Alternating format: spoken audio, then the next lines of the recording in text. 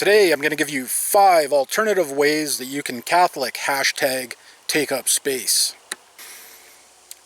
So what are alternative ways for me to interact in public and still take up space, so to speak? Number 1, car rosary. Do you have a rosary in your car hanging from your rearview mirror or from the radio knob or something like that? If so, are you using it? I've had a rosary in my car for years, used it occasionally, but over the last year, since I started my new job actually, every morning on the way into work I've been saying an extra rosary. Why not? I got all this time, I might as well. And I think that you're still saying a rosary in public, even though you're in a car. Maybe somebody drives by and sees you make the sign of the cross. I don't know. You can still do that. If you have time to do that on your way to work, or if you're traveling on a regular route or something like that where you make up a lot of miles behind the wheel of a car, say your rosaries, carry your rosary with you, make that rosary public through your windshield. Number 2, do you wear a miraculous medal or a St. Benedict's medal or some sacramental?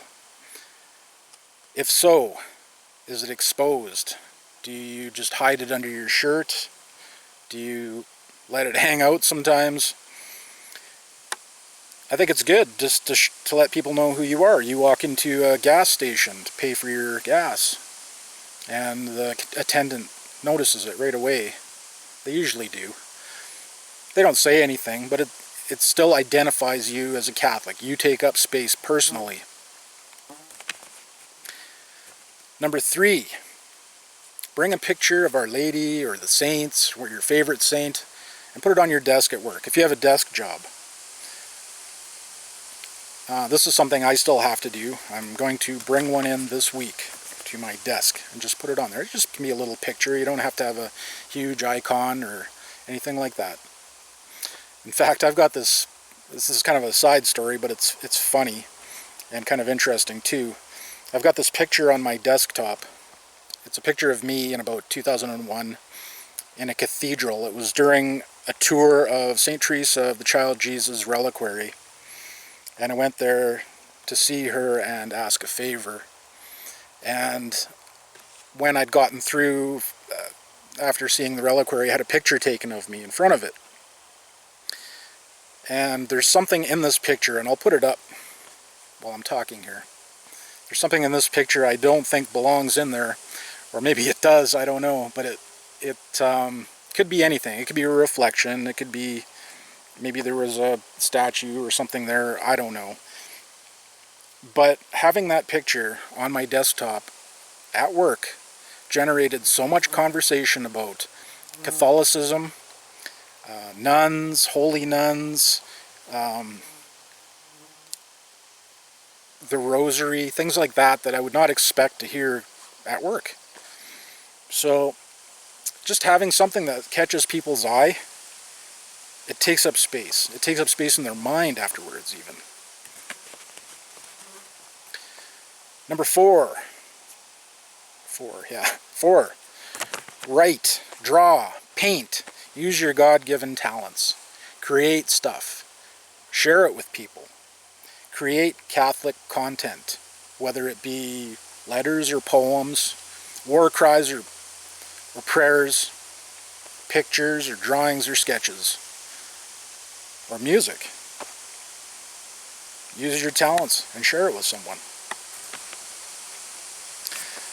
Number 5, use social media. This is where the bulk of the intellectual-ish war is right now.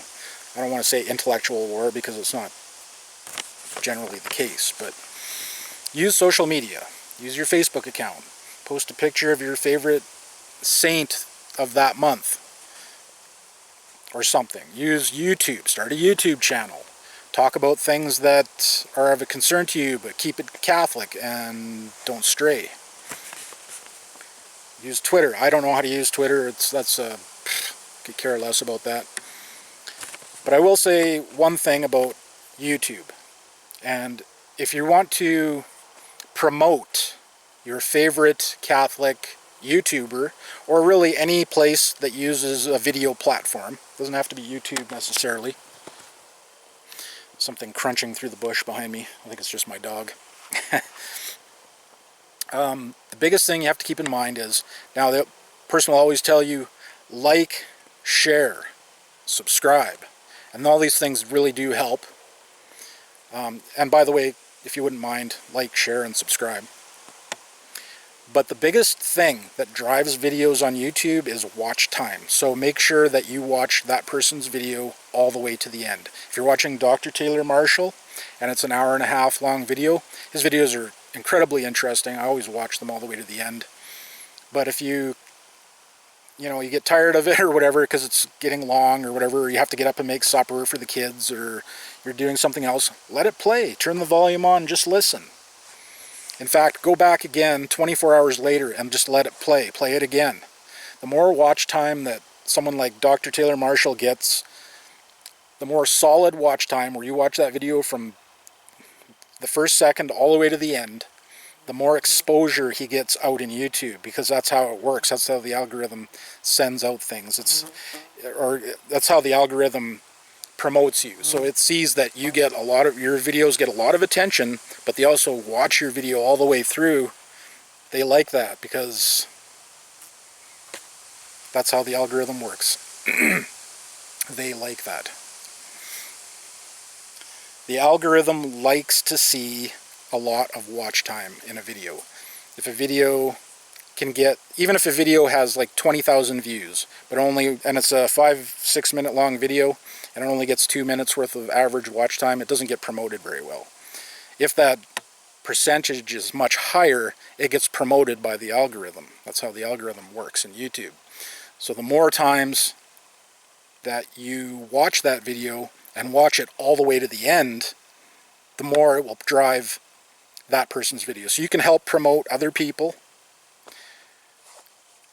messages that are getting a strong message out there, and you can just donate some of your bandwidth. Create a playlist of all your favorite Catholic YouTubers and just let it play. You don't even have to watch it, just let it play. And then 24 hours later, run through it again. A week later, run through it again. A month later, you know what I mean. Donate your bandwidth. That helps a lot too. And especially to these guys that do a lot of good. And I'm going to give you a 6th bonus alternative. Join a prayer group. And by that I mean, if you're good at teaching, for example, join the Dominican Third Order. If you want to support the Society of St. Pius X, join the Society of St. Pius X Third Order. If a Third Order is too much of a commitment for you and you want something a little bit more, hey, I just need to get up and go to work, can this work for me right now? Join the Militia Immaculata. You just do your regular, normal stuff every day, and Our Lady does everything else. So think about that. That's a way that you can be present and take up space. And that's how this battle begins, and that's the end of this video. Parabellum. Catholic Northman, out.